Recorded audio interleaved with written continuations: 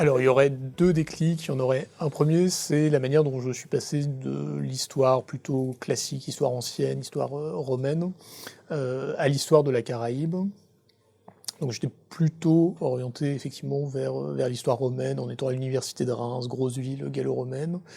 Et en fait l'idée c'était vraiment de conserver, un mélange entre histoire et archéologie, avoir vraiment ce mélange disciplinaire.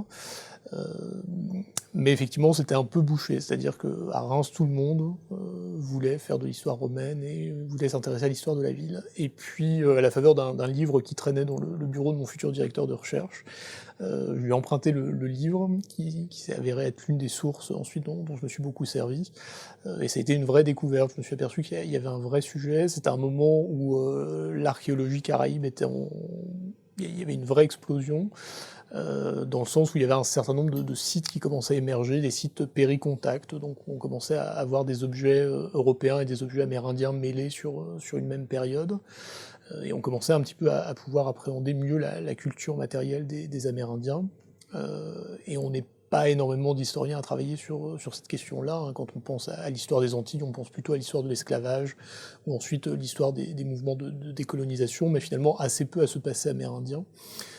Et en discutant, je me suis rendu compte effectivement que très souvent les gens ignorent qu'à la Guadeloupe ou à la Martinique, qui sont quand même voilà, des territoires français, qui sont des territoires de voyage aussi pour les Français, le passé amérindien est assez peu connu finalement. Et donc je me suis dit qu'il y avait un vrai sujet, qu'il y avait sans doute une vraie niche, et qui me permettait de conserver cette complémentarité entre l'histoire et l'archéologie, auquel s'est mêlé un peu plus tard l'ethnologie et puis les recherches autour des musées. Alors comment justement j'en suis venu à travailler aussi sur les collections muséales?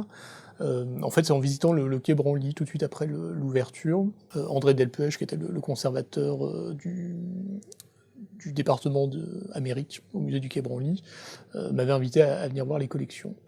Et en fait, en visitant les collections, j'étais frappé par l'absence des Caraïbes. C'est-à-dire qu'il y avait énormément de pièces qui venaient de Guyane, du Pérou, du Mexique, et les Antilles, il y avait effectivement des pièces des grandes Antilles, très connues, des pièces des cultures dites taïno, de manière très générale.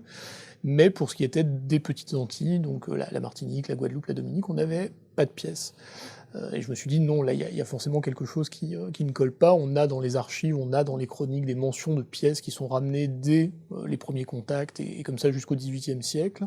Et finalement, aujourd'hui, dans les musées, on n'a plus rien. Et c'est de là en fait qu'est partie une enquête qu'on a menée avec des gens du musée du Quai Branly, avec des archéologues, et puis des historiens, en essayant de reconstituer un peu ce puzzle. C'est-à-dire que d'un côté on a des archives où on a des mentions de pièces qui rentrent au XVIIe siècle, aujourd'hui on n'a plus ces mentions-là, et comment finalement, notamment les questions des provenances, se sont nivelées en fait, hein. On voit très bien comment on est passé d'une description extrêmement précise d'un objet ramené par exemple de la Dominique, qui devient ensuite un objet ramené des Antilles, puis du Pérou, comme on disait à un certain moment, et puis voilà, d'Amérique du Sud. Et ensuite une réinterprétation en général au début du XXe siècle, où on considère que tout ce qui est dans le bassin antillo-guyanais vient des Guyanes, de manière générale et de manière générique finalement. Donc voilà.